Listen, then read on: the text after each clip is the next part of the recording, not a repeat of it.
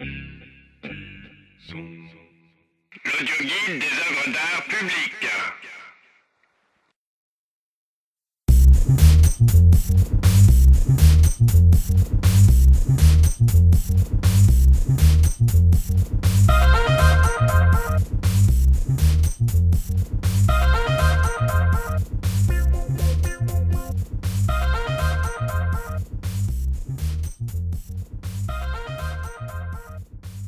Je peins pour faire partager aux autres le plaisir que j'éprouve à la simple action de regarder et de voir. Je peins pour faire partager aux autres le plaisir que j'éprouve à la simple action de regarder et de voir. Comme mon ami Giacometti, je me suis aperçu que le travail qui consiste à créer une image, peinte, sculptée ou dessinée, améliorait considérablement la faculté de vision. Telle est une des raisons pour lesquelles je m'adonne à la peinture. Une autre raison est qu'elle me permet de satisfaire la passion que j'éprouve pour le dessin. La couleur, qu'on oppose souvent au dessin, est longtemps apparue comme cette chose que Gauguin qualifiait de mystérieuse, et qu'il fallait, disait-il, utiliser mystérieusement. Toutefois, je ne te partage plus cette opinion. Je me contente de constater que la couleur solidifie les lignes, qui, sans elle, sont d'une extrême fragilité. Or, le graphisme me permet de donner forme à des personnages que j'invente et que je qualifie de progressifs. Très simple à certains endroits, il se complique et s'élargit jusqu'à occuper et animer toute la surface de la toile, n'y laissant que des vides très réduits. J'ai opté pour des couleurs simples, pures et gaies, parce que mes tableaux, si chargés qu'ils semblent parfois, refusent de paraître lourds et se veulent des chants joyeux, voire des hymnes à la joie. Je voudrais qu'ils disent aux spectateurs: nous vous aimons, et la vie que nous vous montrons mérite d'être vécue avec ingéniosité et allégresse.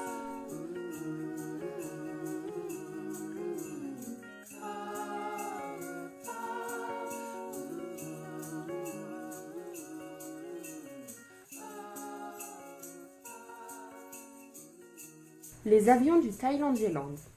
Les avions me servent à remplir le ciel du Thaïlandieland, dont le vide serait pénible sans eux, car j'ai supprimé les pluies, la neige, la grêle et par conséquent les nuages dans mon pays inventé que je veux serein.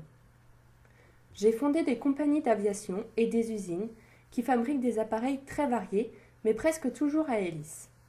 Il y a quelques avions à réaction, mais ce sont de rarissimes exceptions. Mes usines fabriquent au contraire de nombreux avions à plusieurs plans, biplans, triplans, quadriplans, etc. Mais les plus nombreux sont les avions libellulaires, comprenant un minimum de 4 ailes sur un même plan.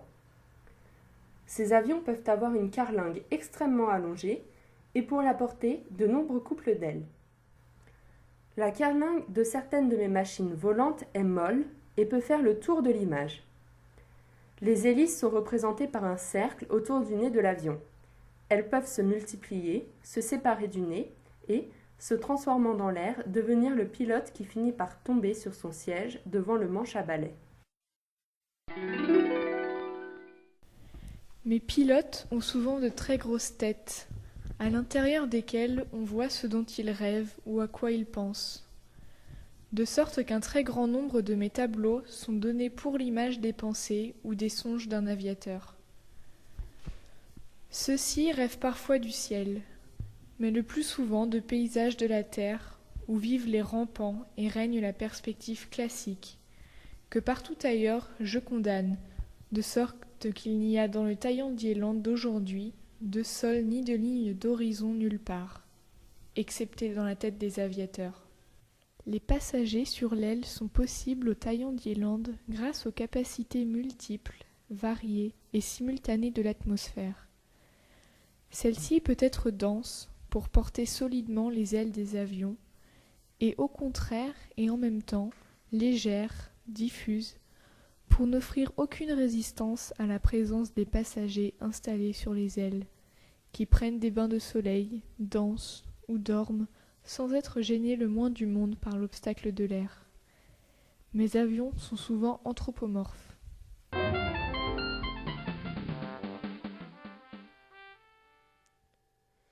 La création des capitipèdes. Raison esthétique pratique. Il me fallait de gros personnages, des éléphants, mais qui ne fussent pas des éléphants, trop complexes, notamment à l'endroit de la bouche et des défenses. Vues de face ou de profil, ces grosses têtes sans corps, soutenues seulement par 2 courtes pattes, me donnaient satisfaction.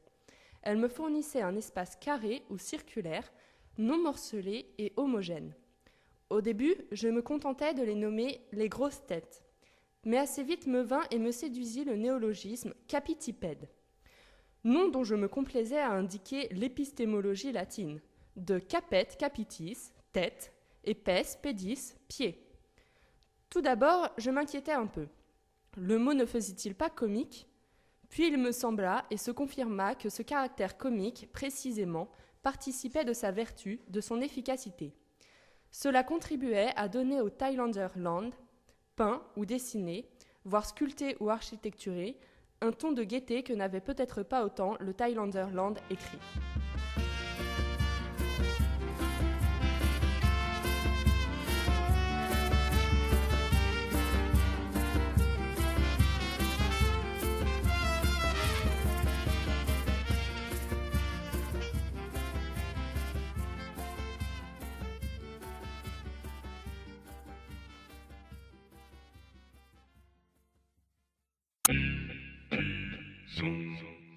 L'audioguide des œuvres d'art publiques.